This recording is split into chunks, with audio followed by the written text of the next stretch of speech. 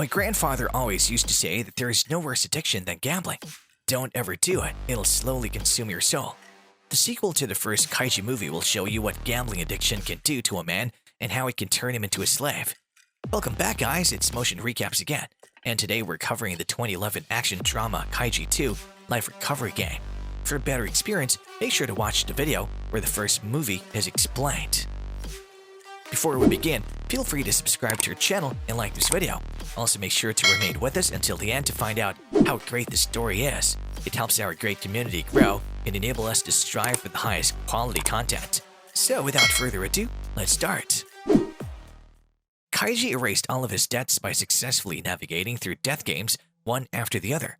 However, a year later, he's back in the same situation. Kaiji then gets a chance to free himself and his friends if he turns 1,000,000 yen into 200 million yen. However, he only has 2 weeks to do that. He stumbles upon Tonegawa, who gives him the address of Tai Casino. There, Kaiji finds an infamous pachinko machine named the Swamp. The top winning payout is over 1 billion yen. At the beginning of the movie, we find out that Kaiji returned to Tei's Corporation Underground labor camp. He spent all of his money and he got into debt again.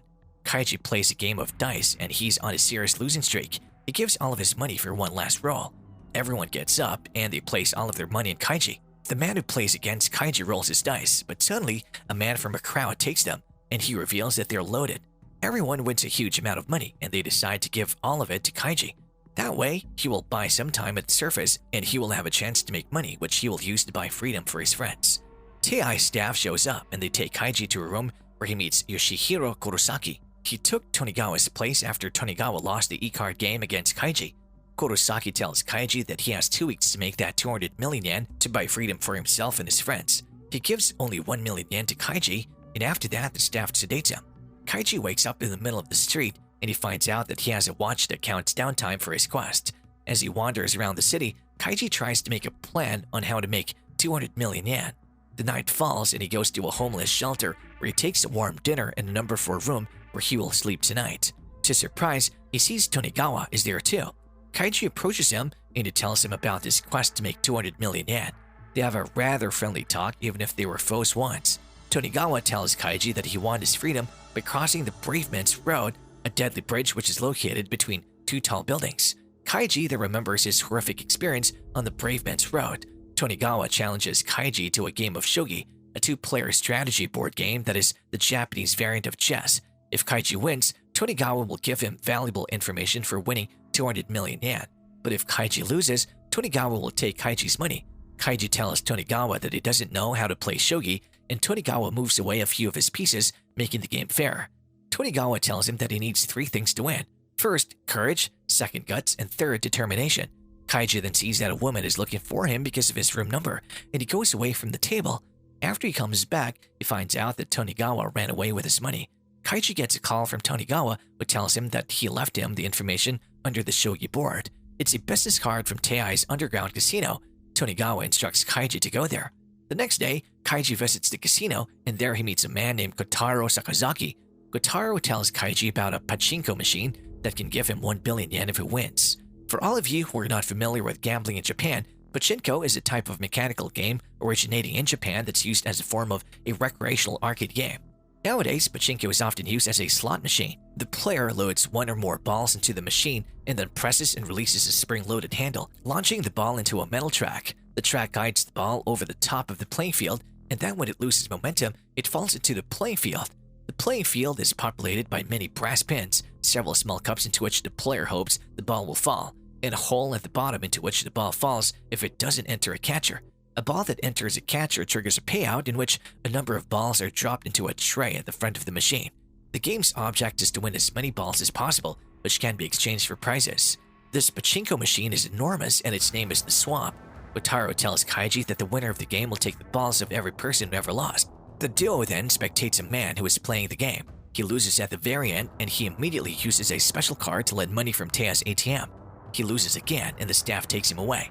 We can see that the game is spectated by a mysterious Tei member called Sei Ichizo. He has a special interest in Kaiji. The duo leaves and Kaiji tells Kotaro that he figured out that the swamp is rigged. Kotaro hugs Kaiji tightly and he happily tells his new friend that he hoped that he would notice that. Then he invites Kaiji to his place. In the next scene, We see an unknown man breaking the floor. After that, he marks a day on his improvised calendar with small pieces of stone. Kotaro tells Kaiji a story about how his wife and daughter left him after he lost his job, and now he plans to win the swamp, and he needs Kaiji for that plan. He presents Kaiji as a duplicate of the swamp he made, and then he introduces his partner in crime. The woman named Yumi Ishida, she's a daughter of Kaiji's friend who fell from the Brave Man's Road. Yumi works at Teiai's casino to pay her father's debt, and the swamp's prize would help her a lot. Kotaro then explains his master plan to Kaiji. Yumi will smuggle a can of beer with a magnet inside the casino because the staff won't search her, and then she will give the can to Kaiji, and he will bring it to Kotaro, who will play the swap. Two of them will swap cans, and Kotaro will guide the ball with a magnet. The group has set its plan into motion. Everything goes smoothly, but Kotaro gets surprised when he fails to move the ball with a magnet in the can. He goes to land more money with the hope that he will win, but he fails again. Ichizo shows up, revealing that Yumi betrayed them. He told her that Kaiji pushed her father to his death, and with that false information, he's controlling her. Ichizo gives Kotaro another chance, and he tells him that he will repay his debt if he wins in another game. And then we see a man who's digging in the floor. A beam of light shows up and a smile forms on his face. Kaiji goes to meet Ichizo when he sees him abusing Tonigawa. Kaiji exchanges Kotaro's pachinko ball for 400 yen, and he tells Ichizo that he will beat the swamp, and then he leaves. Kaiji then checks his clock only to find out that he has 7 days left on the surface.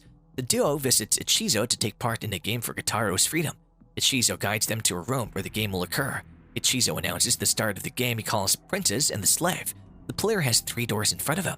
The princess is located behind one, while the lions are located behind the other 2.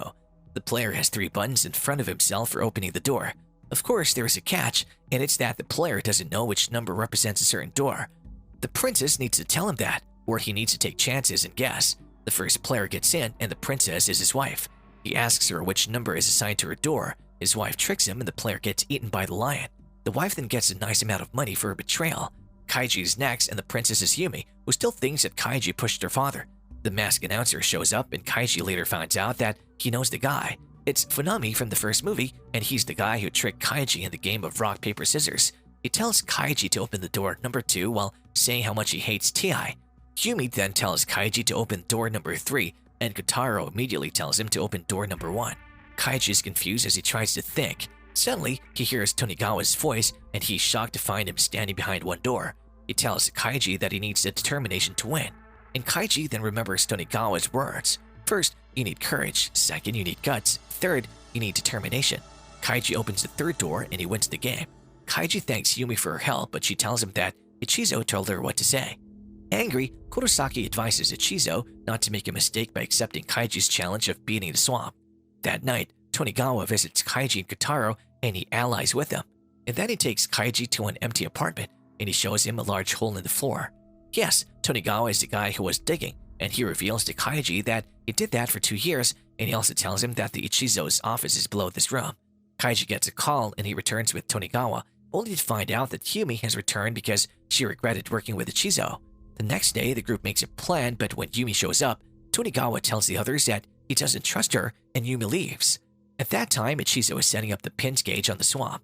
Before heading into the casino with his friends, Kaiji checks his watch, and he sees that he only has a few hours left. The group arrives, and Kaiji immediately sits in front of the swamp, ready to win, while Ichizo is watching everything behind the cameras. Kaiji inserts the card and pulls the lever. Balls begin to fall, and a lot of them manage to pass the pin area.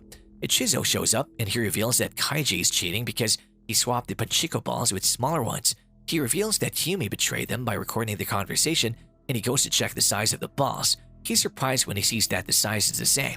Kaiji then tries to tell the truth to Yumi about her father, but she doesn't believe him.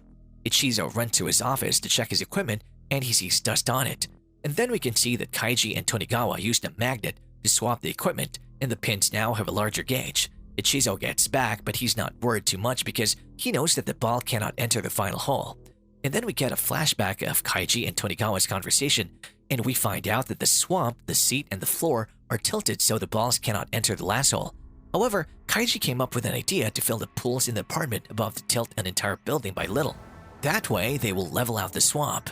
Kaiji is still losing his balls, and Ichizo makes a dirty move by tilting everything back with a special remote. He also sends his man to bring a so-called neutralizer. Kaiji loses every ball. He's devastated, but suddenly he figures something out. In the bathroom, he asks Kotaro and Tonigawa to give him all the money they have because he has a plan. Kaiji then pulls out his last money, and Kotaro gives him the money he saved up for his grave. However, Tonigawa leaves because he doesn't think that Kaiji will win. Kaiji gets back and he continues to play, and Ichizo is horrified when he finds out that the holes have begun to fill up with balls because he messed up by using the remote. Now it's only a matter of time before the ball will fall into the jackpot hole. However, Kaiji loses every ball and once again he fails.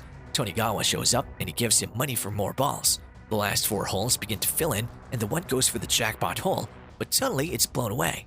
Chizo is full of happiness because his man brought the neutralizer, which controls the airflow from the jackpot hole. Kaiji and his friends won't give up, and they believe they will beat the rigged machine, but they don't have too many balls left. Soon, they'll lose every ball. Yumi has a flashback of her childhood and her dad, and then she has a change of heart and decides to trust Kaiji. She pulls up her Teiya credit card, and thanks to her, Kaiji continues to play. Ichizo now knows that he's doomed, and then we can see that he was in the underground labor camp once, but he passed the Brave Men's Road where lost to his best friends, and he rose to be a member of Teiya. He offers Kaiji a draw, and it tells him he can leave debt-free, but Kaiji declines. Kaiji and his friends are impatiently waiting for the jackpot. Kaiji screams from the bottom of his lung as the ball gets into the jackpot hole. He and his friends manage to beat the swamp. Kurosaki calls for his man to take Ichizo away, but before they take him, Kaiji walks up to him and he gives him a friendly motivational speech, telling him that he will rise from the underground again, showing that he dropped the grudge. After that, we can see the group splitting money. Kaiji paid Tei for the release of his friends, and he still has a nice amount left with him. Kotaro says his goodbyes as he heads out to get back to his family, and Yumi parts her ways with her friends too. Tonigawa challenges Kaiji to one last bet. They pack their money into the trunk of their car and go to a remote location outside of town. Tonigawa challenges Kaiji to play a notorious e-card game, which they played in the first movie. Kaiji can see Tonigawa's cards because of the car mirror, and then smoke manifests. Kaiji informs Tonigawa that he's aware of his smoke machine trick, but the trunk catches fire and the money turns into ashes. Both of them are now without their jackpot. However, before he leaves, Tonigawa gives some money to Kaiji as a goodbye gift. And then we can see Kaiji with his friends celebrating his victory and their freedom. Tonigawa is watching him from his car, and we find out that he faked the burning of the money and that he tricked Kaiji. The movie ends as Kaiji walks through the city with a small amount of money in his hands, ready for new challenges and victories. And that's our video for today. Don't forget to subscribe to this channel. Also hit that like button if you enjoyed this video, and hit the bell icon so you'd be notified if we have a new story for you. And after this video, why don't you check out this video we've attached for you? See you next time. See you next time.